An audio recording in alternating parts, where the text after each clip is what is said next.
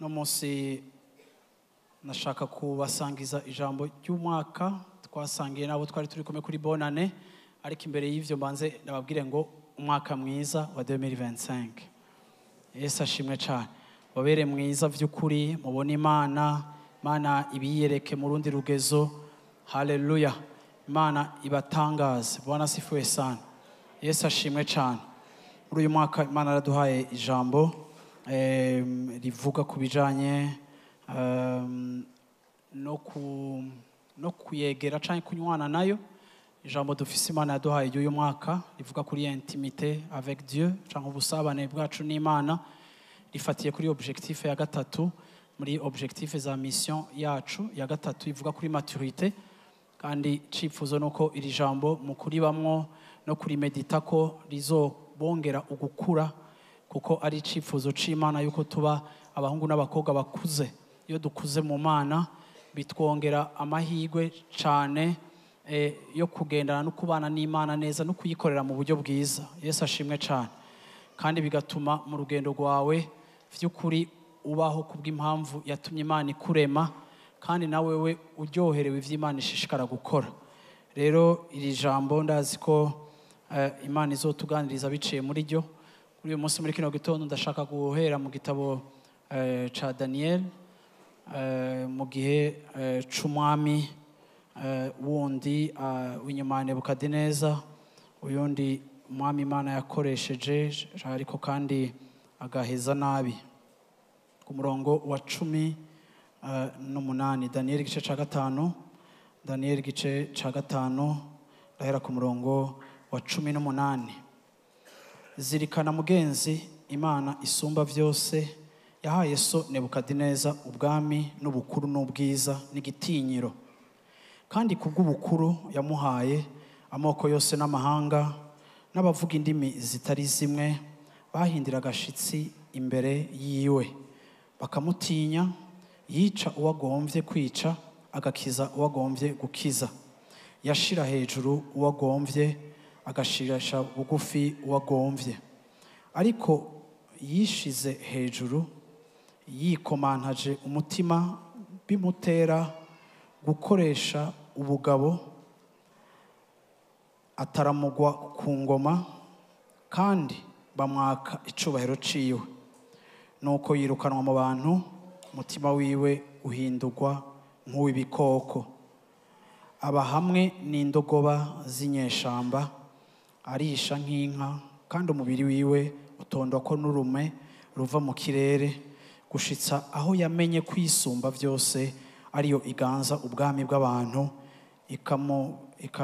ikabwimika ko uwigomba wese.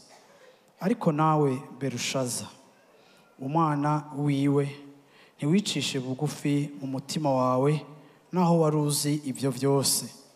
Ariko winantaje ku mwami nyenijuru, uzanirwa ibintu vyo mu ngoro yiwe, kugira ngo wewe n'abaganwa bawe n'abamikazi bawe n'incoreke zawe z'intoni mubinyweremo ibiturire, maze uhimbaza imana z'ifeza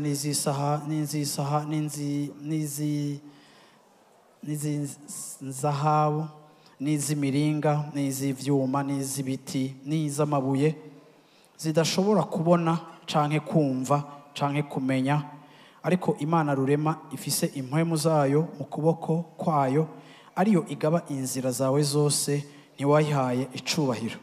Maze ico gihimba c'igikonjo kirungikwa kivuye kuri yo.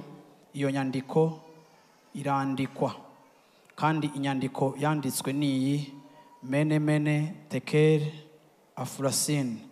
Kandi uko niyo sobanurwa. Mene risobanurwa ngo Imana iharuye imyaka umaze uri ku ngoma, yishizeko iherezo. Tekeri risobanurwa ngo wagezwe ku munzane, basanga ntushitse. Peresi risobanurwa ngo ubwami bwawe buragabanganywe, buhawe abamedi n'abaperesi. Maze Berushaza agera ko bambika Danieli impuzu. Bwana sifiwe sana. Yesu ashimwe cyane. Haleluya. 1 Pierre chapitre 2 verset 3 et verset 4. nimba mwarahonjeje mukamenya ko umwami ari mwiza, mumwegere webuye rizima ryakengerewe n'abantu ariko ryatoranijwe ari iry'agaciro imbere y'Imana. Bwana sifiwe sana. Haleluya. Petero igihe yandika iki gitabo yarandikiye ishengero abari baramaze kwizera, arababwira ngo nimba mwarahonjeje. Iri jambo riratwereka mu rundi rugezo twararivuze ko ku munsi wa Mungu heze, iyo umuntu ahonjeje ntaba afunguye, ariko iyo umuntu ahonjeje ni kugira yumve ko ikintu kiryoshe canke kibishe. Ariko ni a partir yo guhonja umuntu aza gusaba bakamwongera agafata ibirenze ivyo yahonjeje, kuko yumvise ko ico kintu kiryoshe canke kibishe. Kitamuryoheye aragiheba, ariko kimuryoheye aragishishikara kuko yagikunze. Niyo objective yo gutesta canke yo guhonja, kugira ngo umuntu yumve vy'ukuri yuko ico kintu yahonjeje ari ico gushishikarira mu buzima bwiwe. Petero yabivuze ariko abwira abizera abari bakijijwe iki gihe, agomba kubereka inyungu twaronse tumaze guhura na Yesu mu buzima bwacu. Uribuka umunsi wakijijwe, uribuka amahoro waronse, uribuka umunezero waronse. Namenda bivuga mu gatondo turi kumwe n'abantu hirya y'ejo, abantu twari turi kumwe bakijijwe. Biratangaza kumva ingene mu mwanya muto Yesu agendera abantu, kumva abantu buzuye amahoro, bafise umunezero, apene bagikizwa, ariko ukamenga Yesu aramaze kubipresenta ko arabumvishije uburyohe bwiwe. Iki nico cabaye ku buzima bw'abakijijwe. Twese igihe twakizwa twarahonjeje, turumva ko Yesu aryoshe, kandi bidutera gushishikara kumukurikira, kuko Yesu uburyo bari baramutubariye twagiye tubona yuko vy'ukuri atabuhombe twagize mu kumukurikira. Bidutuma rero turengera urugezo rwo guhonja, ariko twiyemeza kumumenya, kwiga, kuba mu ijambo ryiwe, gusenga, kuba mu bandi, kugira ngo turabe yuko ca kintu cakoreka mu buzima bwacu gishobora kuba ikintu gishishikaye kandi gicitse, ikintu gishoboka mu buzima bwacu igihe kirekire. Yesu ashimwe cyane. So iyo umuntu ahonjeje rero haba kenshi iyo yaryohewe arabandanya. Ni bande bahonjeje bakumva ko Yesu aryoshe kandi bukaba barabandanije kumukurikira. Yesu ashimwe cyane. Kubera iki Petero yakoresheje ijambo mu guhonja, nuko Petero yashatse kutwereka yuko ivya mbere twabonye kuri Kristo ntibihagije, ariko tumaze kumva ko aryoshe, ni muze tugirane nawe imigenderanire irengeye kandi irusha ya yindi ya mbere. Yesu ashimwe cyane. Kuko kugira ngo ushishikare kujana na Yesu birasaba yuko urengera ivyo wari uzwikizwa, ariko kandi uko ndushiriza kumwegera nkamumenya. Sinzi ingene mwebwe byo byarabagendeye, ariko je ndibuka yuko turi muri école primaire, hariho abana nahora mbona nkumva sindabakunze. Utukiri bato sinzi ko mwebwe byabashikira, ariko uravyumva ukumva ntumukunze, kumva arakubihiye. Je hari n'igihe kubera nakubagana mu ishuri ari je umwigisha asohotse yasigira ikimoko kugira baza kuvuga bari je nza kubakorisha, nkaca mpera kuri babandi nanka nkabashishura, kandi vraiment atani kosa bakoze, ariko nkumva umenga ndaronsa akaryo, kandi ukumva umuntu uramwanka kandi utazi gituma umwanka. Abo byashikiye Imana ibababarire. Yesu ashimwe cyane. Sasa rero ikintu nshaka kuvuga nuko washobora gutangura class muri école primaire ukaza gusanga umuntu atakuryoheye, umwaka uje kurangira mwakundanye, muri abagenzi, mutizanye ibintu, mugenderana, mugira gute, ukumva ofete ari mu bantu ba mbere uprefera. Ariko ikiba cabaye ni ikihe? Nuko umuntu wese utamuzi ushobora kumwishiramo kutariko, anti uronse umwanya wo kumwegera, wo kumumenya no kudekuvura ivyo afise. Ni gutyo intimite ivuka. Uwo babaza mwe mwagize ama mariage ingene mwabona abo bagore banyu canke abo bagabo banyu umunsi wa mbere wamubonye, ndisuri ko ari bamwe bavuga ati jewe ntivyari no gukunda nuko tubana, nkimubona ntiyanyoheye canke namubona ukuwonya. Ariko avec le temps, kuko intimite ni ikintu ciyubaka mu mwanya, imigenderanire ni ikintu cidevelopa, kandi kirasaba umwanya kugira ngo cidevelope. Kandi iyo uronse akaryo kukwegera umuntu, uza gusanga na wa wundi umenga ntiyokundwa, uza gutangura kubona ivyiza biri muri we, kandi ugatangura kumwiyegereza no kumukumbura, kuko hari ibintu wagiye umubona ko bitandukanye n'ivyo wibaza ubwa mbere. Bisobanura rero ngo première impression ntishobora kudufasha kubaka imigenderanire, ariko iyo turonse occasion yo kudevelopa relation, ya relation uzoza gusanga yarakuze yarabaye nziza, ugasanga wa muntu acitse umugenzi wawe wa nyene mfamfe wa wundi nyene mukundana. Intimite ikabira vutsa ariko yatanguye idafise iyo shusho. Siko abantu b'Imana. so bisobanura rero ngo nta relation nimwe yiyubaka en dehors y'umwanya. Na relation twagiranye na Kristo yiyubaka mu mwanya. Uyu mwaka udahisemo umwanya ugiye kongereza canke karite, umwanya wa karite na Kristo, bizokugora ko ushishikara ngo ugende kure ngo udekuvre Imana, kuko birasaba yuko uwo mwanya wawe muri babiri ubaho biciye mu ijambo, biciye mu gusenga, kugira ngo buhoro buhoro utangure kumva icimbiro c'Imana, wige kumva ijwi ry'Imana. Hari abantu batazi kumva ijwi ry'Imana, kandi iyo relation kugira ngo izikure nuko ucika umuntu yiga kumvira, kuko Imana uburyo bwonyene dukura mu busabane bwa twebwe nayo, uburyo bwonyene intimite ya twebwe n'Imana ikura nigihe tuyumvira, kuko uko uyumvira obedience iraryosha ubuzima bwawe, ugaca wisanga umaze imyaka uri kuri avansa mu gakiza, kandi ukagenda ubona iyo Mana uko urushiriza kuyegera, hari ivyamwa bigaragara biboneka mu buzima bwawe, kandi n'abakwegereye bakabibona. No musi muri kino gitondo nabwiye abantu ndavuga nti mwisi hari ubwoko bubiri bw'abakristo. Ubwoko bumwe bw'abakristo ni ubwoko bwabangamiye Yesu. Ubu bwoko ni ubwoko bw'abakristo twita abanyedini. Aba bari abantu mu Bayuda igihe Yesu yari yarasezeranye ko azovuka akaza, bobo ntibigeze baba biteze ico Imana igiye gukora, kandi baba mu gitigiri c'abantu bagiye bakengera Yesu.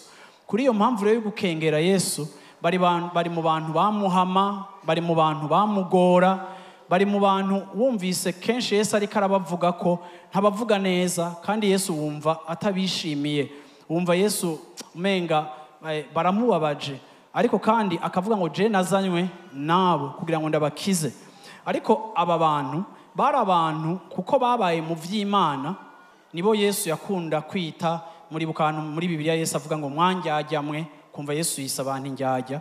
Nimba ari ahantu Yesu yoba yaravuze nabi muri Bibiliya, bien Yesu yavuze nabi kenshi yiyadresa ku banyedini, abafarisayo, abasadukayo, kuko bari abantu batigeze barondera ubucuti na Kristo, ahubwo bo bagumanye ubucuti n'imigenzo y'idini ryabo. Ni ukuvuga ngo bari bacitse abakunzi b'idini kurusha uko ari abakunzi b'Imana. Bibatuma rero baba abantu badasuporta Kristo. Kenshi Yesu baramubwiye ngo woruta Abrahamu sogokuru wacu. Yesu akavuga ati atarabaho nari ndahari. Ni ukuvuga ngo bari abantu baririye kuri tradition, qui ont embrassé la tradition, ariko batigeze banywana n'Imana vya kweri kweri.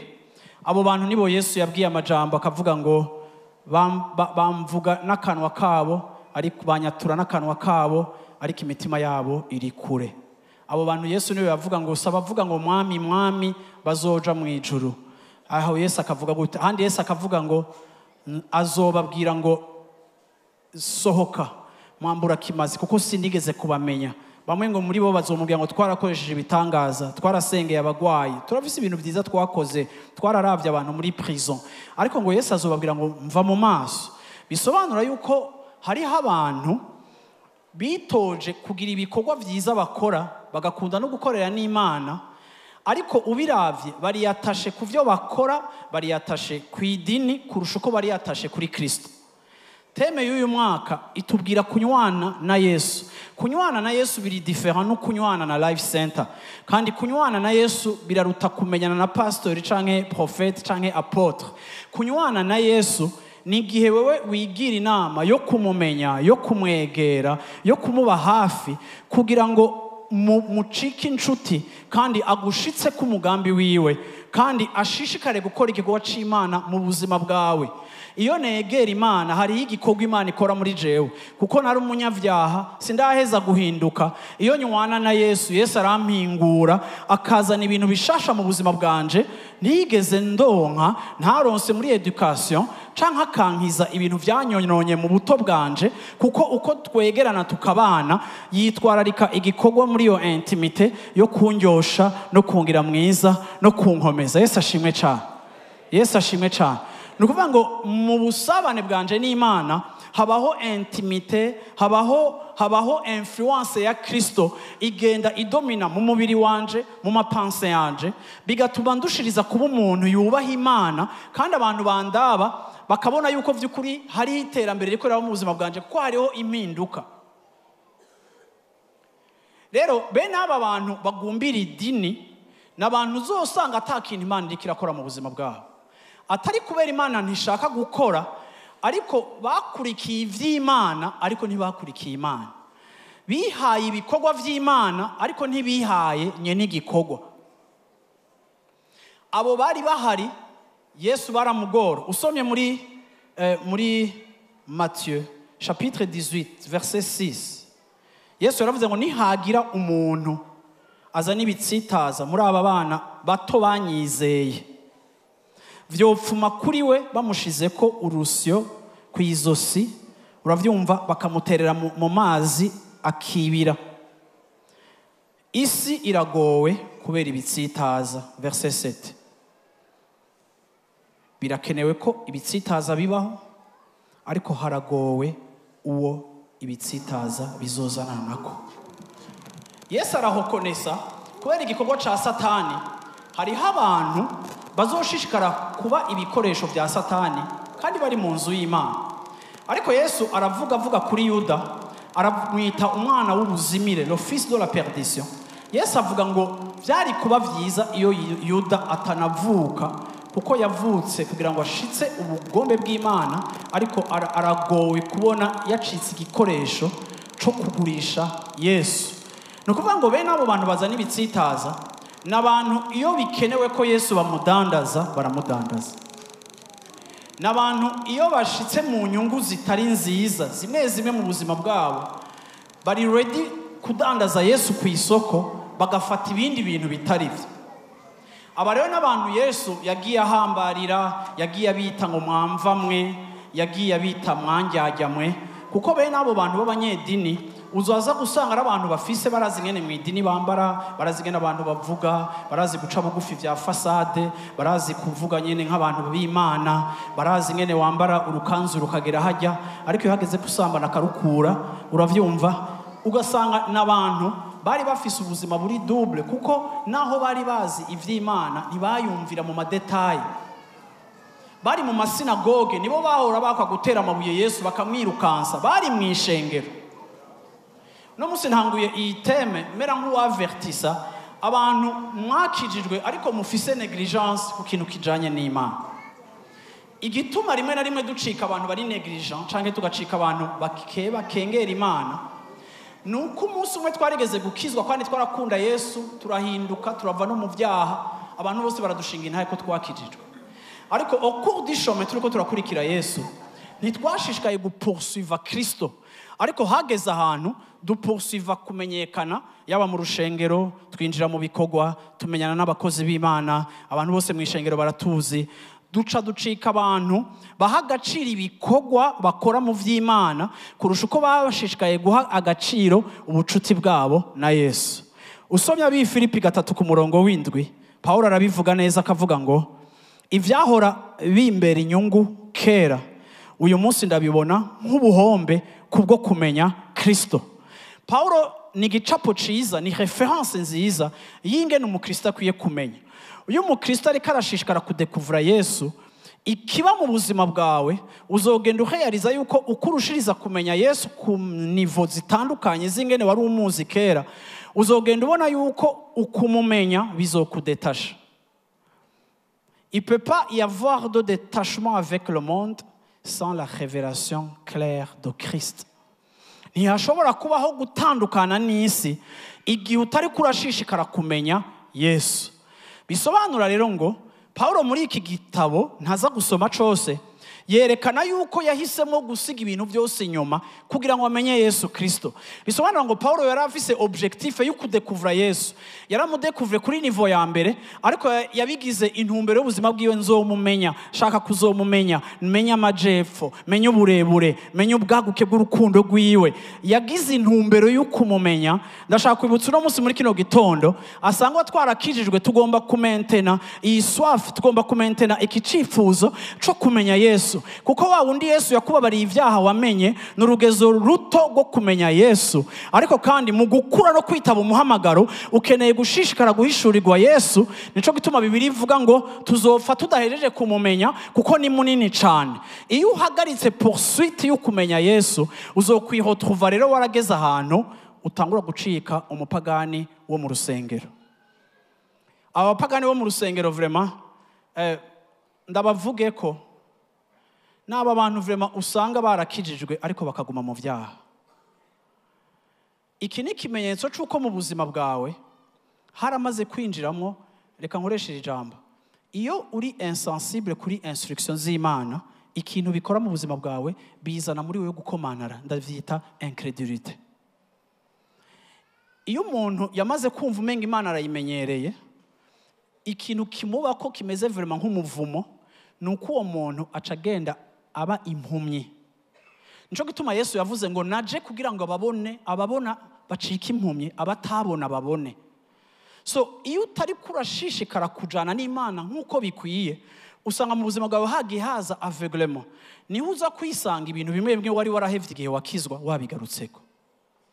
Niho uca usanga mu buzima bwawe ibintu wahora utinya kujamo kera ubu ntukibitinya. Ariko maze 10 ans mu gakiza, maze 15 ans mu gakiza, maze 20, maze 6, ariko wevoriwa usubira gusa n'abanyavyaha kurusha uko wevoriwa usa n'umuntu w'Imana. Ni igiki kiba carabaye mu buzima bwawe?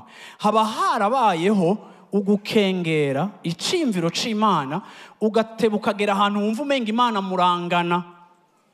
Nico gituma ndi désolé kubibabarira uyu munsi muri kino gitondo usanga mu isi y'imwemu dufise abapastori b'abasambanyi, dufise abapastori babi, dufise abakozi b'Imana b'abanyangesombi, dufise abakristo b'abanyangesombi. Nta kintu kimbabaza iyo nsanze hari umukristo aje kumbwira abakristo bamudiraga ngaha. Ufise umugore, ufise umugabo, ari kudiraga abana ngaha mu rushengero. Aba bana bahunze ivyara vya Satani bahungira mu rushengero, uri kurabadiraga. Kandi wibaza ko ntariko ndavuga wewe kuko wibaza ko atavyonze. Aho ngenda kubwiye ngo Satani ntabangagira. Yaragushiza habona, reka nabwiye ikintu cyose Satani aguhumekeramwo, umenye ko kurundi ruhande ni waja gukora publicity. Abantu bahungiye isi bayihungira mu rusengero, ariko mu rusengero baca basaga ababandi bo muri Kristo Yesu. Iyo abo bantu ni bari prévu muri Bible, ababandi bo muri Kristo Yesu. Nibajya Yesu avuga ngo mwanjyajyamwe. Uravyumva, ntimwinjira mu bwami bw'ijuru, ariko kandi mukanazibira abashaka kwinjira. Aba nibo bantu bafasha abantu kumva yuko birasanzwe, wogira uku, wonywa ibi, wogira ibi, nta probleme, rega turakijijwe, tupfa kuba tuvyumvikanye, senagufashe ku nguvu. Oya, ubwo bucafu buhere muri uyu mwaka mu buzima bwawe muri 2024. Yesu ashimwe cyane. Yesu ashimwe cyane. Ndavuze ngo ubwo bucafu buhere muri uno mwaka wa 2024. Kuko ikintu biriko birakora mu buzima bwawe biriko bizana ico no kwita aveuglement. Uko ubaho ubwo buzima uzogenda ubona yuko sensibilité yawe yo kwihana itakara. Nico gituma uzosanga abantu bamaze imyaka myinshi mu gakiza batagisaba ikigongo Imana. Ni n'abantu uko imyaka igenda batagishobora gusaba ikigongo abantu. Kuko bageze ahantu bakomana imitima, bamera nka ryabuye ryo mu mazi uja kwiyapuya ko ukanyerera, kuko naho riba mu mazi rifise ubucafu. Bene aba bantu baragoye Yesu kandi nibo babamvye Yesu. Ariko Yesu yaravuze ngo ibitsitaza ntibizobora gushika, ariko haragowe uwo bizozana nako. Ndashaka uno munsi muri kino gitondo dimanche ya mbere ya 2024 irijwi ryanje 2025 basi ijwi ryanje uryumve muntu w'Imana, uvuge muri kino gitondo uti jewe ndasohotse sinkikeneye kuba ikindi kintu kiretse ico Yesu yakoze. Ibi ingene vyagushikiye nuko wahagaritse kumukunda no kumushuhira. Et pourtant yari yaragukijije ikiriyo c'umuvyeyi, et pourtant yari yarakubohoye ingwara, et pourtant yari yaraguhaye umwana waratevye kuvyara, et pourtant yari yarakugiriye neza, et pourtant yari yaraguhaye akazi kawe ka mbere, uri financièrement stable kuko ico yari yakoze, ariko kandi buhoro buhoro watakaje intumbero yo kumukurikira. Hama wibaza kuko ngo wamenyereye n'abakizwa then urakijijwe, ariko umutima wawe urasesa gupoursuivre Kristo. Ndashaka gusubira kandi unyumve ndakubwire ngo garuka mu kibanza co kurondera Yesu. Isi irikiraherana n'ivyayo. Isi ifise ibibazo vyinshi. Abantu bari muri confusion nyinshi. Isi irikirahinduka, irikiragenda iba nabi. Nta gahengwe kazoza ku isi kuko irikiraherana n'ivyayo, niko prophecy ivuga. Ariko ikintu Imana ikeneye abagabo n'abagore mu nzu yayo baza bagaseruka bafise ubwenge bw'Imana. Abo bazozana ubwenge bw'Imana ntibashobora kuvuka ahantu honyene, bashobora kuvukira bagakurira ni mu busabane, ni muri intimité ya Kristo. Nigihara abantu abantu basetinze apart umwanya wabo wo kuvuga ngo Yesu ndagushaka, Yesu ndakugomba. Ndasenga muri kino gitondo ngo Imana ishire ako karuru mu mutima wawe aho uvuga ngo Yesu ndagushaka uyu mwaka 2024 ndagushaka, 2025 ndagushaka. Oh my God, Yesu ashimwe cyane. Haleluya. Ndagushaka, ndagukeneye, ndagushaka, ndagukeneye. Yesu ashimwe. Bantu b'Imana ngenda babwira ijambo rikomeye. Hariho abantu binjira mu vyago mu buzima bwabo barakijijwe, ariko bakinjira mu vyago kubera désobéissance. Uyu munsi turi muri saison, umviriza, naho wowe witwa umukozi w'Imana urashobora kugira ivyago, urashobora gushikirwa n'ingorane nk'iy'abandi bose bashikira gihe cyose utashishikaye gukura muri Yesu. Kini gitondo cyo kukwibutsa ngo tugomba gushishikara gukura muri Yesu. Gukura muri Yesu si gukura muri ministère. Gukura muri Yesu si kugwiza honome ngo abantu benshi babe bakuzi.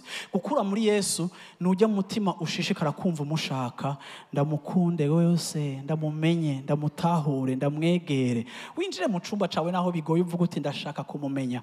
Iyi kategori ya mbere y'abantu muri 2025 muhemu yera akora igitangaza ihombe hano hantu hunguke. Ikindi kategori gira kabiri ni y'abantu bakunda Yesu. Yesu ashimwe cyane. Abo barakunda Yesu bashobora kuba bari n'abanyangeso mbi, bashobora kuba bari n'abasuma. Yesu bamwise uw'abasuma n'abambuzi kuko igihe yaza abasuma n'abambuzi n'abamaraya nibo bamwumva. Barumva message ye bakayumva mu rukundo, bakumva nta condamnation ifise, bakamwirukira kandi bagahinduka. Babandi bitwa ko bazi Imana batariko barahinduka bakamucira urubanza. Pourtant bajya abantu bobo bariko barahinduka. Hari ikintu gishasha cyo kureba mu buzima bwabo. Nico gituma Yesu yagendaniye n'abantu bita les gens de mauvaise vie, abantu b'abanyangeso mbi, ariko bobo amaso yabo yugurutse kuko Yesu yaje kugira ngo ababona ntibasubire kubona, abumva ntibasubire kumva, ariko abatahora bumva n'abatahora babona batangure kubona. Abo nibo bamubonye bakamukorako, bakamukurikira. Ndabona wa mugore w'umumara yagiye muri quartier akavuga ngo muze ndabereka umuntu yavuze ivyanje byose. Acika la première évangéliste du Nouveau Testament, yatumye igisagara cyose cihana. Ndabona wa mugore yari afise ama economy yiwe yose y'amafaranga muri parfum y'agaciro, yaje agafata parfum yiwe yose ivara ama miliyoni, ari retraite yiwe kuko umumaraya arasaza akava ku isoko. Ariko uyu mugore yafashe ama economy yiwe yose kubera vumbuye Yesu Kristo, asesa amavuta yiwe yose kuri Kristo. Abandi baravuga ngo none ngo ayo mafaranga ntihari gukora ikindi. No, mwe muri ko mubona amafaranga, ariko ujya ari muri adoration. Yahishuriwe Yesu aruta agaciro amafaranga, ariko aramusuka ko avenir yiwe yose, ariko aramwirekurira mu maboko kuko ashaka kunywana nawe. Yesu aravuga mu nyuma ngo uyu, haleluya, asiza amavuta ikiziga canje imbere yuko bampamba. Kuko murabizi ko igihe Yesu yapfa nta wamusiza amavuta, ariko la prostituée elle avait pu réaliser ikintu cyakorwa n'abaherezi kuko bo bari aveugle, ariko we akaba ariko arabona. Haleluya, haleluya. Yesu ashimwe, Yesu ashimwe. Ndashaka kubwira umuntu w'Imana, uyu mugwi wa kabiri ni umugwi w'abantu bakunda Yesu bagaherezako. Ndabita les amoureux de Jésus. Ubaravye, haleluya, ntiwo batahura, ariko bakunda Yesu. Iyo ubegereye usanga bakubwira icyo Imana imaze iminsi kirabigisha. Iyo ubegereye usanga bafise verse baraye basomye Imana kirabigisha ko. Iyo ubegereye ubaronka ko conseil nziza. Iyo ubegereye ubasanga ku ijambo ryo kuremesha reka gukuza mu gakiza. Iyo ubegereye usanga ataburofa bashaka kujamwe, ariko n'abantu buzuye ubuzima. Yesu arabuzuye kuko Bibiliya ivuga ngo ikidudubiza mu mutima wawe nico gisohoka mu kanwa kawe. Iyo ubegereye uri umunyedini barakurambira ngo ngo akanako kanajifanya bitu unataka kuwa pasteur. Oya, ntagomba kuba pasteur, afise ubuzima arutikirusha kuba pasteur kuko afise Kristo muri we. Kandi Yesu yaravuze ngo abazonyizera inzuzi z'ubugingo zizotemba zigira gute ziva muri bo. Oh, ndakwifurije muri 2025 Yesu akurecrute nk'umu amoureux wa Yesu, akunda Yesu. Ndakwifurije muri 2025 Imana iguconnecte n'abakunzi ba Yesu, abantu bakunda Yesu, abantu bagwaye Yesu, abantu banyotewe Yesu, apana abantu ba compromis. Bibiliya ivuga ngo les mauvaises compagnies corrompent les bonnes mœurs. Iyo ufatanye n'abantu batari bazima barakwandukiza amavirus yabo, ukirotuvura atanguye kumanura standard z'Imana, kandi mukagirana club y'abantu mumvikana ngo erega Imana izotwihangana ngo twese izodukura izodushira mu muriro kweri. Erega oya mubwira uti ndavyanse mu izina rya Yesu Kristo. Haleluya, haleluya. Ivyahora bimbera inyungu. Mu gatondo navuze bene aba bakristo iyo bavoyajije bacika imborego n'abasambanyi kubera avuye mu bakizwa.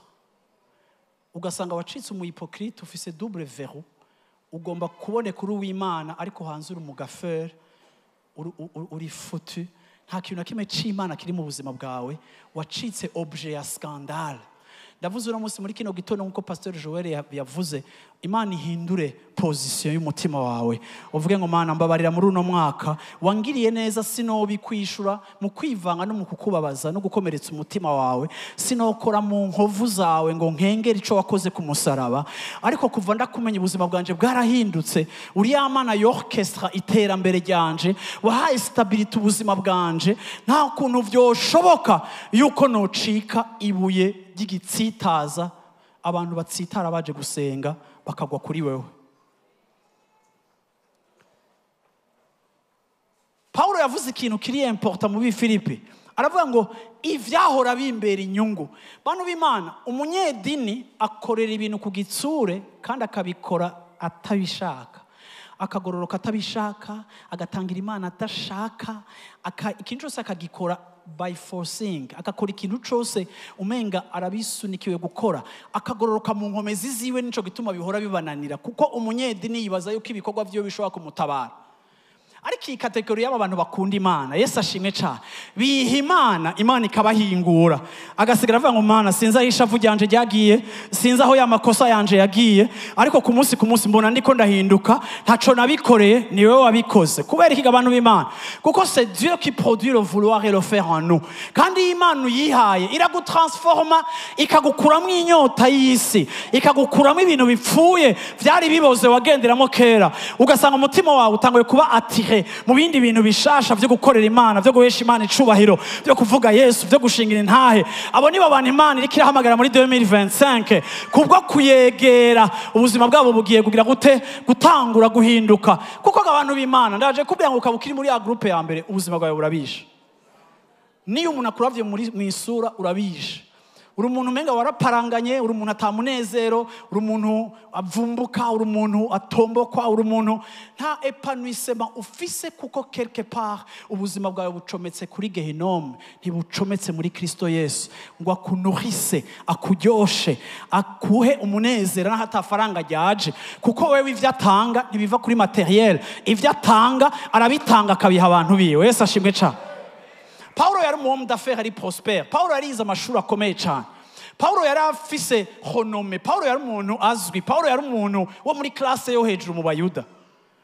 Ariko aramanuka muri iyi chapitre akavuga ngo nico gituma ivyahora ari inyungu ku buzima bwanje, ivyo nahora naminiya, ivyo narondeye, ivyo nashatse gushikako, ivyo numva ko bituma ntambuka nkumva ndi umugabo mu gisagara, maze guhishurirwa Kristo nkama nkabiraba bijya bintu, natanguye kumva ari perte, natanguye kumva ari ubuhombe.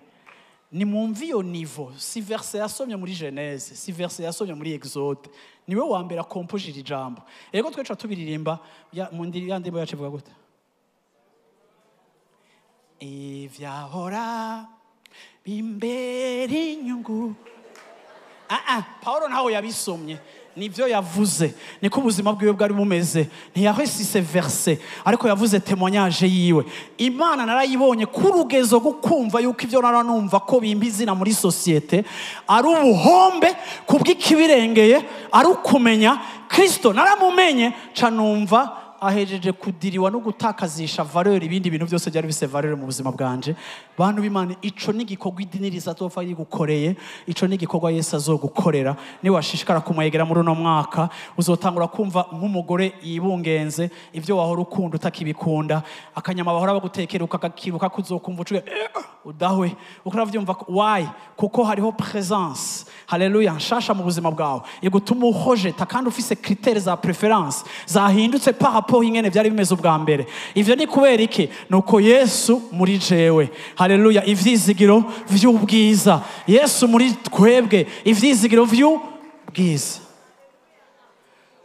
bantu b'Imana ngenda guhebuze ngo we ntuzokwihindura ariko ndagutumiriye kwegera iyo ntebe kwegera uwo mwami no mu expert muri transformation no mu expert muri changement no mu expert mu gukuraho ubucafu twakuranye akatugira abazima wagira gutyo ukabona ijipo rirarenganye ukumva ntajyo woraba.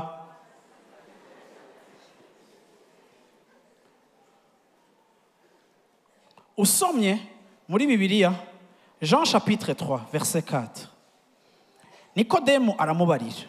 Uwo Nikodemu yaraje kuraba Yesu. Nikodemu aramubarira. Ati none vyogenda gute kugira ngo umuntu avuke ubwa kabiri kandi ashaje? None yosubira mu nda ya mama wiwe akavuka kandi akuze? Yesu aramwishura ati ukuri n'ukuri ndakubwira.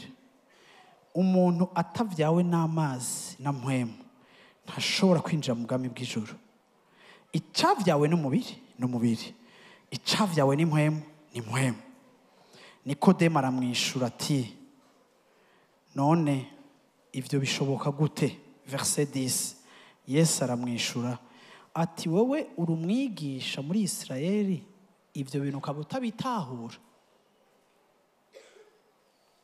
Iyo wahagaritse kubaka ubucuti n'Imana uzokwama usanga ufise retard kuvyo warukwiye kubutahura mu gihe cawe. Yesu byaramutangaje kuko yareka avugana n'umuntu yigisha ijambo ry'Imana. Ariko nimurabe ingene umuntu yigisha ijambo ry'Imana ubwiwe ntatahura principe yo kuvuka ubwa kabiri. Yesu aramubaje ku murongo wa 10 ati bigenda gute wowe uri docteur kw'ivyo bintu utabitahura? Bigenda gute n'ubumenyi bw'ijambo ry'Imana ufise ico kintu utagitahura? Ibi bigaruka kandi kutwereka yuko iyo ata intimite ihari n'Imana ntibizoshoboka yuko ugira comprehension yaho muvuma y'Imana igeze mu buzima bw'iwawe canke mu gisagara ubamo canke mu muryango urimo. Ariko ico nkundira Nikodemu yaraje kurondera Yesu kuko yabona ari umuntu ari special, araza kumubaza ati mbega ko mbona wowe na jewe turi different ni giki nokora? Nikodemu yari afise curiosité ashaka kumenya igikwiye gukogwa. Ni inyota muri kino gitondo ndiko ndababwira, iyi nyota idupermeta yuko Yesu atumenyesha ibintu science itotumenyesha na théologie itotumenyesha. Nikodemu il était un grand théologien, ariko théologie ntiyigeze imuha kutahura no kumenya ico Imana iriko irakora. Yari ignorant totalement ya mouvement mushasha ya Saint-Esprit, naho yari mu théologien.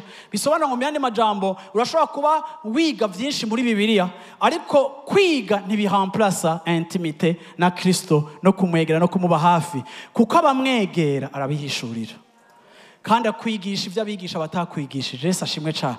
Iyi yari mouvement mushasha, yari révélation mushasha. Ndaje kubabwira ngo igihe isi irikiragendamwo, isi imerewe nabi, ariko isi irikigenda ahantu hagoye ku buryo mwishengero hakeneye révélation mushasha. Mwishengero hakeneye abantu bafise ubundi bwenge barahura ku Mana atahandi wo busanga utobusanga ku mashuri, ariko kandi uzuka busanga muri presence y'Imana. Imana ikakongorera ikaguha imfunguruzo. Ushobora kuba uri muto canke utize vyinshi, ariko abantu bakakuraba bakabona ubwenge bw'Imana kuko aho utumbera, aho wirigwa, aho umara umwanya, Yesu ashimwe cyane, hagufise ko influence kuri niveau ya comprehension ubuzima bwawe uriko buratangura kugira gute kugenderako. Ndarangomba kuvuga ngo ishengero rirakeneye abantu bafise révélation. Yesu ashimwe cyane. Yesu ashimwe cyane. Ndagomba kumumenya, ndagomba gushiraho cadre, ndagomba gushiraho umwanya wanje wo gusenga. Warateye intambwe urasengana n'abandi, warateye intambwe uraza mu masengesho yo duhamagaje amasengesho ngaha kuri eglise, ariko ndashaka uyu mwaka utera intambwe amasengesho yawe wenyene agira uburyohe kurusha amasengesho yo mu bandi benshi. Yesu ashimwe cyane. Yesu ashimwe cyane. Kuko iyo turi kumwe dukoranye mu izina rya Yesu hariho grâce Imana idegaja, ariko kandi iyo turi twenyene mu cumba hari yindi grâce Imana idegaja iri différent ni ya grâce ya communauté, ariko hariho grâce iri individuelle Imana iribera igihe twashitse kuri iyo ntambuko. Rero nuve ku ntambuko yo gusenga uri mu bandi, ariko winjire no ku ntambuko yo gusenga uri wenyene mu cumba cawe, wegera Imana yawe uvuge ngo Mana ndashaka kukumenya, nta nyota yawe mfise, wige kuba sincere sincere, wige kurondera Imana utarinda gufabrika utigira uwundi muntu. Imana ntiba impressione na volume nyinshi, naho twega abaporoti dufite ama volume menshi.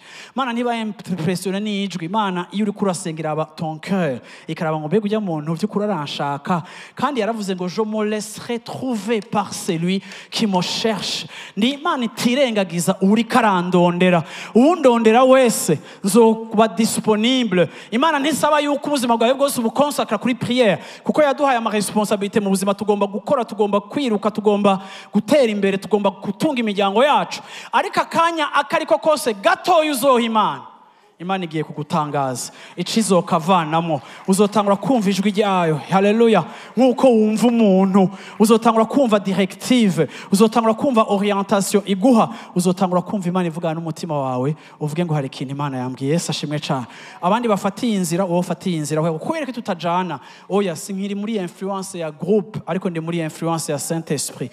Kuko ijambo ry'Imana rivuga ngo abana b'Imana n'abarongorwa na mpwemu w'Imana. Uyu ni umwaka wawe wo kudekuvura Saint Esprit. Uyu ni umwaka wawe wo kudekuvura ingene mpwemu yera avuga, ingene mpwemu yera akora. Uyu ni umwaka wawe wo kubaka imigenderanire kurusha uko warondeye akazi, kurusha uko urondera amafaranga, aho kuvuga ngo Mana ndagomba kuba wawe, ndashaka kukwegera. Biranashoboka yuko uri ngaha anyu ugasanga hari ibintu Imana wayisavye itakoze, bica biragutera kuyishavurira. Uyu munsi ndasenga ngo Imana ikubohora iryo shavu, kuko ntushobora kwankana n'ugushikana, kandi ntushobora gutandukana, haleluya, n'ugushikana. Ariko kandi Imana ikiza umutima wawe, ugomba gushika ahantu ku rugezo ko kumenya ko Imana iri souverain. Ntidupfana ikizodukorera, ariko dupfana yuko ari Imana, tukayubaha ko ari Imana, tukayikurikira ko ari Imana. Ibikoze fine, itabikoze fine. Icari cyo cyose yahisemo nico ciza kuri jewe. Twacitse abakunzi b'Imana, apana abakunzi b'inyishu z'Imana. Ibi byo gushavura ngo umaze imyaka 5 wizereye mariage ntiraba, bwira mu nshaka bivemo. Yesu ashimwe cyane. Izoba canke nibe, Yesu ashimwe cyane. Ariko uko biri kose uri marié na Yesu, wabaye wa Yesu, wabaye uwiwe. Yesu ashimwe cyane. Hari umuntu wako turavugana kuri iki kintu cyo gituma abantu bagira expectation niniya mu ma mariage. Umviriza ikintu cyose wibaza ko ico kizoryosha ubuzima bwawe ni kigigwamana. Yesu niwe wenyene yihagije wo kuryosha ubuzima bwawe. Kini wagitahura, Yesu ashimwe cyane, na mariage izociza. Yesu ashimwe cyane. Ariko ucibaza ngo urumva ngo nakuze ngo ndipfuvyi ngo ndakeneye umuntu ngo umuntu nkunda ngo umuntu anterura. Reka ndakubwira ikintu kimwe, uzovumbura ukeneye ko nawe umuterura, kandi ukeneye ko nawe umugira ngo turavyumva. Muce mugongana kuko mwese muse objectif zimwe kandi na attente zimwe. Iciba problem. Utangure kuza ngaha anya tugusengeramo soza genda gego none final mariage n'umugisha canke ni problem. Sindabizi. Ariko kandi bwira mu icyo uti nukuri Imana ni nziza cyane. Yesu ashimwe cyane. Yesu ashimwe cyane. Bantu b'Imana ntihakagira ikintu na kimwe ugwara ngo ntugifise. Ivyo vraiment ni idolatry. Kandi Imana iranka idolatry. Bize ndabirindiriye ariko sinsara. Kushika naho utacitaba amadote y'abandi, kushika naho utacitaba ama mariage y'abandi. Iyo ni esprit ya jalousie, kandi muri jalousie nta mugisha urimo, kuko jalousie ni mucafu. Siko zijemo uziserebre nk'uko ari yawe. Utangure kuraba amajambo bavuze kari uzovuga, urabagarimbo batamvye witegure. Yesu ashimwe cyane. Kuko birashoboka yuko muri shimage, Yesu ashimwe cyane, ariho hari inyishu zawe. Haleluya. Haleluya. Haleluya. Yesu ashimwe cyane. Haleluya. Mu gihe c'umwami Nebukadineza, yari umwami akomeye, niyo nkuru twasomye, niyo ndangirizako. Uyu mwami akomeye yari yararonse akaryo kukumva Imana biciye muri ba Daniel na bagenzi biwe. Ariko uyu mwami kuko atatahura yuko Imana ariyo ihagurutse umuntu ikicari ku muntu, Imana imucisha mu ishuri. Imana imucishije mu ishuri amara imyaka 7. Bibiri ivuga ngo yavyuka mu gatondo urume rumuriko, inzara zarakuze, yagiye ibyo kurya by'ibikoko. Mbese uyu mwami yacitse nk'umusazi. Muri uko gucika nk'umusazi muri ayo mashamba, agira revelation yuko Imana ari yishira hejuru umuntu ikamanura umuntu. Amaze muri ivyo bibaze guhishurirwa Imana icira mu restaurant imusubiza ku ntebe y'ubwami. imusubije ku ntebe y'ubwami imyaka yiwe yose acategeka ko Isirayeli izosenga imana y'aba Daniyeli. Acika umwami akijijwe, arerera abana biwe mu kubaha imana y'aba Daniyeli. Uyu mwami yatanguye no guhana abantu badasenga imana y'aba Daniyeli, acika umwami adasanzwe. Ariko ikintu camubayeko, yereva uyu muhungu wiwe Berishaza, yereva canke arerera umwana mu kumvira imana. Papa wiwe amaze gupfa, uyu Berishaza nawe acika umwami. Acitse umwami agera ahantu muri we buhoro buhoro yibagira ya mana papa wiwe yahora yonoha. Ashikirwa nk'ibintu ariko ndavuga vyo kumenyera imana, ukabona buhoro buhoro umuntu ariko yaadopta comportement iri païen. Uravyumva païen? Uravyumva? Kandi ari umuntu yamenye imana. Uyu mwami rero gahebuza agira umunsi mukuru udasanzwe.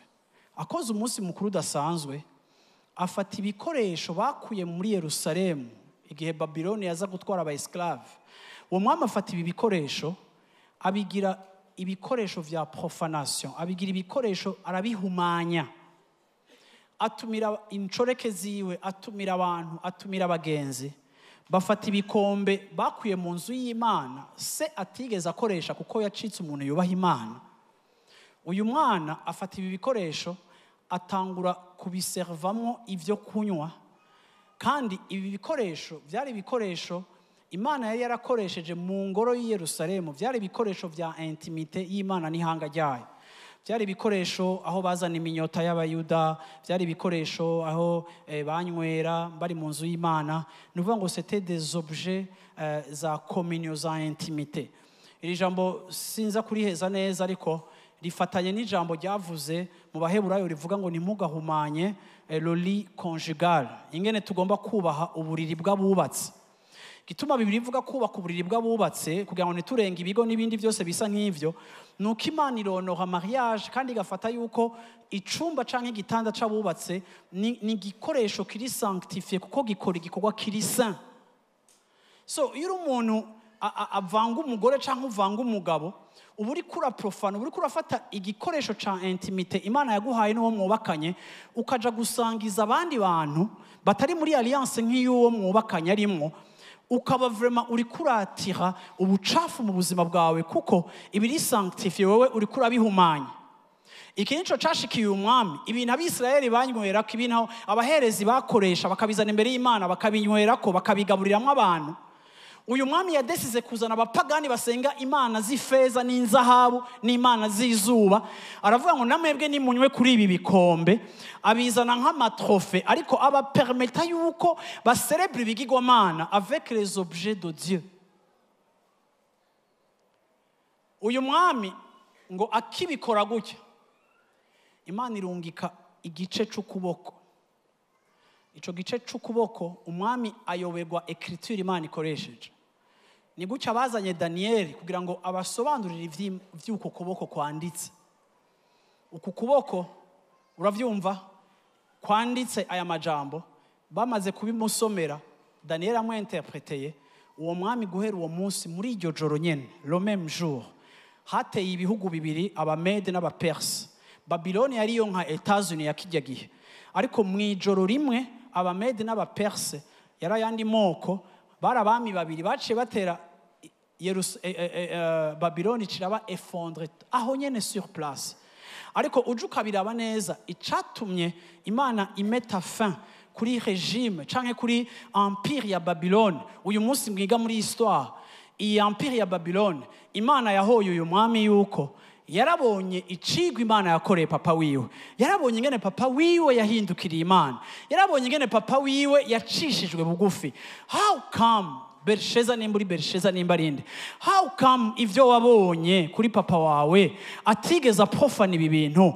Ni gute ushobora kwibagira muri orgueil na prosperité yawe y'ubwami bwawe na règne? Gute ushobora gushika ahantu ukengera Imana ya Isirayeli, ugafata ibikoresho vya intimite vyayo n'ubwoko bwayo ukaza ukabiprofana, ukabiha imana zitumva, zitabona, zitagira amatwi, zidashobora kwishura?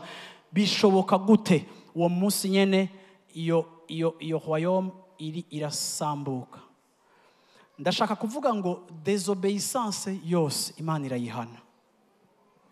sha muntu w'Imana naho uri kuranda no musi mikino gitondo kavuga ngo heza ugende canke nkaba nakuvuga ibintu kaba wumva unshavuriye ndashaka kubwira ikintu kimwe ngo Imana izogukosora ndabikubwiye muri kino gitondo ubuzima bwawe budahindutse Imana izogukosora ntidushobora kwereva izina ry'Imana ariko at the same time muri eglise tukeyeleva ibitsitaza abantu badetwiza ubuzima bw'abandi bantu abantu bavuga abantu bateranya abantu ivyo bintu ntibishoboka muntu w'Imana igituma bimeze gutyo nuko umutima wawe uhagaritse gupoursuiva Yesu kandi igituma umeze gutyo nuko muri temps de gloire wibagiye ko Imana ari à l'origine ya prosperité ugeze ko nivyo yagushikanye ko hama ngo uyihindukirire uyigarukeko ndarangije ndakubwira ngo uyu mwaka ukubera umwaka wo kwihana Yesu ashimwe cyane aha Yesu yaravuze ikintu gikomeye amaze kuvuga ngo ibitsitaza bigomba kuza ariko hagowo bizozanana Yesu yaciye avuga ijambo rikomeye nukuri ntaho ntamwe ndumva bahora bagigisha Yesu yavuze ngo igihimba cawe cyo kubuza kuja mu ijuru ugikate barizo mu micane tuwo katikiye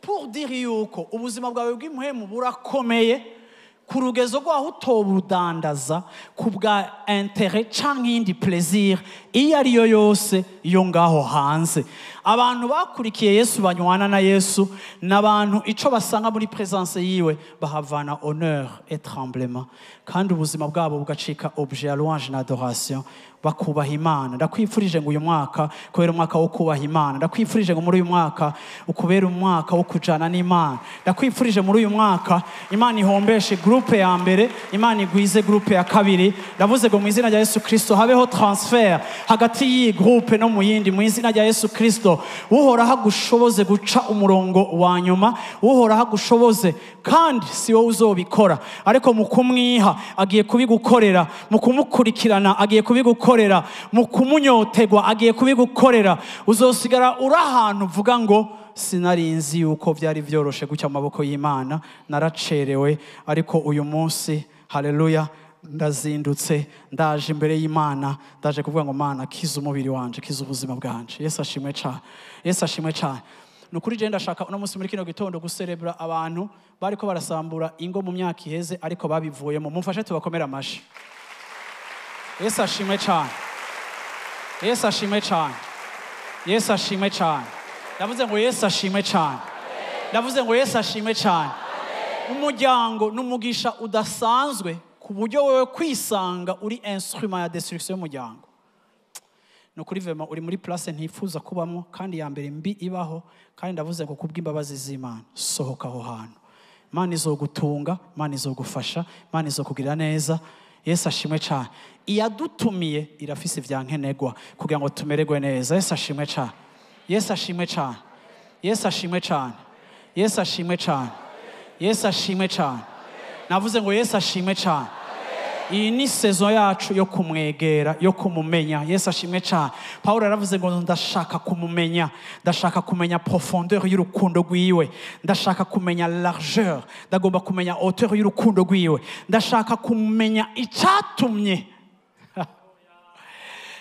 ndashaka kudekuvura why Yesu yaje kundondera ndashaka kumumenya apana mu buryo buri superficiel ndabigize intumbero y'ubuzima bwanje jewe Paulo commerçant prospère jewe Paulo universitaire qualifié yize amashuri akomeye jewe Paulo grand persécuteur ndakeneye kumenya désormais mu gukura kwanje nta kindi nshaka kumumenya kuko ni wamumenya Yesu ashimwe cyane haleluya ibisigaye byose ukeneye uzobisanga muri iyo connaissance uzobisanga muri iyo relation Yesu ashimwe cyane muhaguruke dushimire Imana uvuge ngo Mana haleluya uyu mwaka wa 2025 haleluya nshobozo uyu mwaka wa 2025 nshoboza haleluya mwaka wa 2025 nshoboza kukurondera nshoboza kugukunda haleluya haleluya nshoboza kujana na wewe haleluya Yesu ashimwe cyane. Nyemerere dusengere hamwe wagurutse ku maguru yawe, ariko tumubwire ngo Mana mfasha, Mana mfasha, Mana ndarambiwe kuba igitsitaza, ndarambiwe kuba obstacle ku bandi, ndarambiwe kuba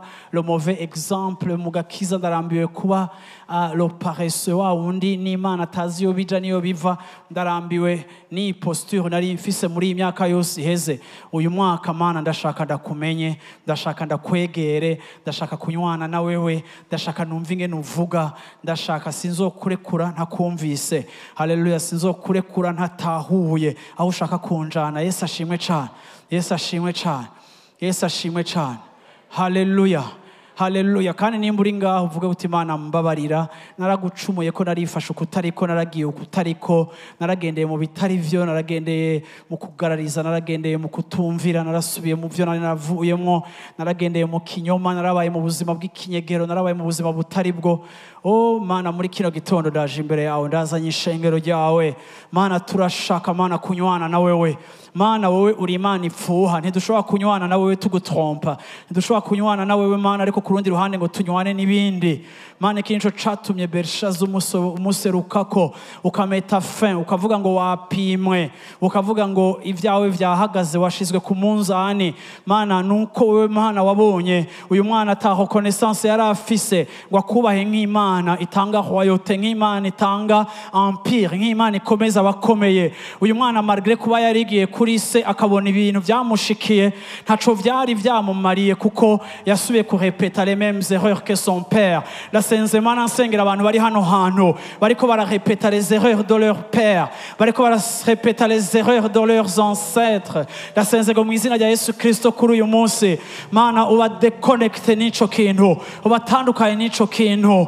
Mana muri kino gitondo turagusavye ikigongwe, ukuvanga kose kwabaye mu buzima bwacu, ukutumvira kose, ukubikora uko dushaka, ukwibaza ko dushoboye, ukuborezwa n'umugisha waduhaye, ukwibaza yuko amakosa y'abandi ajustifie amakosa yacu, ukugira ivyitwazo by'abadukuriye bakoze menshi natwe tukavuga ngo nta probleme, ni gucyo biri, ni gucyo biri. Mana tubabarire Mana kumanura standard zawe, Mana tubabarire Mana mu ijuru gukengera. Mana izina ryawe, Mana ijambo ryawe ryatubariye ngo tukwegere ewe buye rizima. Haleluya, tukwegere ewe buye rizima, ibuye abubatsi bakengereye. Mana tubabarire igihe mu kubaka ubuzima bwacu twagukengereye, tugakengera instructions zawe, tugakengera volonté yawe, tugakengera icimviro cawe. Mana tumeze nk'aba bandi bugaye bagararije bakagaya ibuye rishigikira imfuruka. Ewe Kristo buye rizima, utuma ivyacu bigenda neza. Mana ndakweretse n'abantu ivyabo vyagenze nabi, kuko Mana wewe uri Imana abana ikunda ibahana. Harabo Mana yo mwijuru washize muri correction, harabo Mana yo mwijuru wakubise inkoni kugira ngo ugarurire imitima yabo. Mana kuri uyu munsi muri kino gitondo basengeye kugira ngo Mana imbabazi zawe zibashikeko, kugira ngo Mana ikigongwe cyawe kibashikeko. Mana kandi bagaruke ico bakengereye ari wowe Kristo, bahagarike kugikengera, kuko ni gute twogukengera data yakwicaritse uburyo bwiwe akavuga ngo gushika aho nzogira abansi bawe indava y'ibirenge vyawe. Mana raba immoralité iri mu nzu yawe, mu ishengero, mu isi, mu mashengero. Mana raba crainte yavuye mu nzu yawe, abantu bikorera ivyo bashaka, n'abitwa abakozi bawe bikorera ivyo bashaka, bavyuka mu gatondo bafata ama decision bashaka, bagomba kubaho uko bashaka, ntibagishaka gucecekesha umubiri, ariko abantu bariko baraha legitimité la chair kugira ngo umubiri ubeho ukora ivyo ushaka. Uyu munsi umubiri uri kunganji, igihe Mana ijambo ryawe ritubwira ko wowe uri kunganji. Muri kino gitondo ndasengera ishengero ryawe, ndasengera abahungu n'abakobwa bawe kugira ngo Yesu wewe tukugarukane, dusubire tuvuge ngo ni wowe uri kunganji. Ndashaka ngo Yesu indirimbo zacu zihofrete ubuzima bwacu, ntitugomba kukubesha mu ndirimbo ariko turagomba kukubaha nk'ivyo tuvuga mu ndirimbo. Mana bigaragare mu buzima bwacu bwa misi yose. Mana restaura ubwo bucuti, restaura iyo crainte, restaura iyo crainte Mana yo mwijuru, kugira ngo izina ryawe rushirize gushigwa hejuru mu mahanga. Isi irikirahera, ivyayo biriko birahera, ibintu byose biriko biragenda vers la fin. Turi dans les derniers temps, ariko mana yo mwijuru wowe urakenewe cyane. Mbega ni bande bazokumenya, ni bande bazokuvuga atari twebwe? Mbega bariko barazimira babona victoire yihe mu buzima bwacu? Nimba batayo babona ni gute bokurikira Imana yacu? Mana kuri uyu munsi muri kino gitondo ndavuze ngo Mana dushoboze ukaburi ngaho utarakizwa utarakira Yesu mu mwami n'umukiza ubuzima bwawe, uze ngaho imbere turiko turasenga ndagusengera. Umuntu avati je décide ndahisemo gukurikira Yesu bwa mbere mu buzima bwanje no kumuha ubuzima bwanje, uze ngaho imbere ndagusengere. Haleluya. Oh lemblo sheketele blo shiketele ko. Oh haleluya. Vuga ngo Mana nshoboza Mana, vuga uti Mana nshoboza Mana, shoboza kuvyuka mu gatondo, shoboza kugorobeza muri presence yawe, nshoboza kukurondera, nshoboza Mana, turagukeneye, turagushaka, turakwifuza, nitwobaho tutagufise. Mana tubabarire rebellion yose. Waravuze Mana ngo ya des fils de la rébellion. Mana tubabarire rebellion yose. Mana tubabarire kumenyera ivyawe tukikorera ivyo dushaka kandi uko dushaka.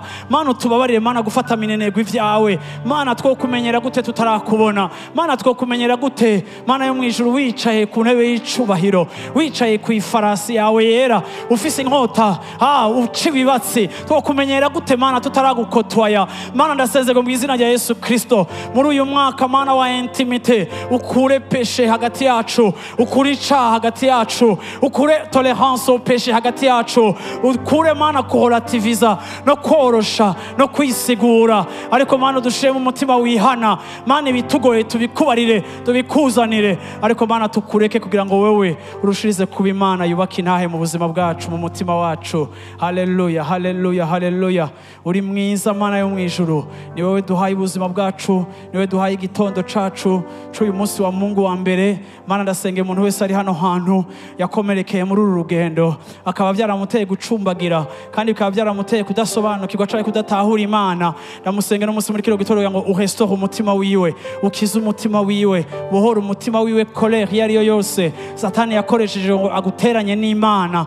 Ako ndavuze muri kiro gitoro ngo Imana igukize iryo shavu, Imana igukize iryo shavu, Imana igukize iryo shavu y'ivyayo vyatevye, y'ivyayo bitakoretse. Wasengeye umuvyeyi arapfa, wari wizeye ko azokira, wari wahawe n'amasezerano ko azokira, birakubabaje, biragutuma barazazaniwe. Ako ndaje kugira ngo birashoboka ko atari Imana yabikubwiye, kuko yaba ariyo yabivuze ariko bayakize. Ariko kandi umuntu wese ahumeka, Yesu ataraza gutora ishengero, aha twese turi hano hantu tuzova muri ubu buzima. Nico gituma ivyo bidakwiye kugutsitaza, ariko uvuge ngo Mana ndakiriye ubugombe bwawe ku buzima bwanje, ndarekuye. Haleluya. Ndarekuye ndambuye impuzu y'ikiriyo n'imihari, kuko Satani areka nteranya n'unshikana, ariko Mana mfata ukuboko ntware, fata ukuboko nshikane, fata ukuboko Mana ubikore. Haleluya, haleluya. Fata ukuboko Yesu nkomeza, nkomeze,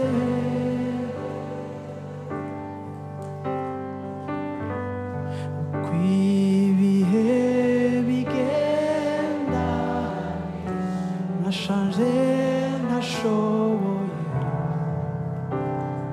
byose. Ibisengesho byawe muri kino gitondo niwe agushoboza, niwe agushikana, niwe arema ubugombe bwiwe mu mutima wawe, niwe akubohora, niwe agufasha.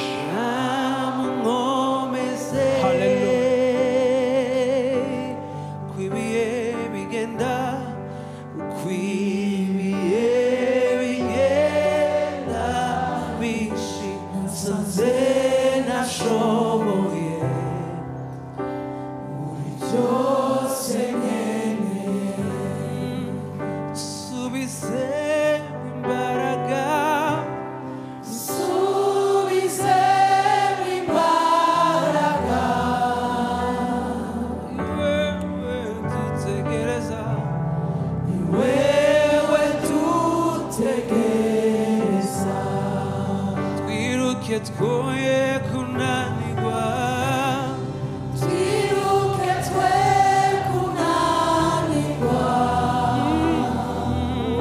tugende twe gushora.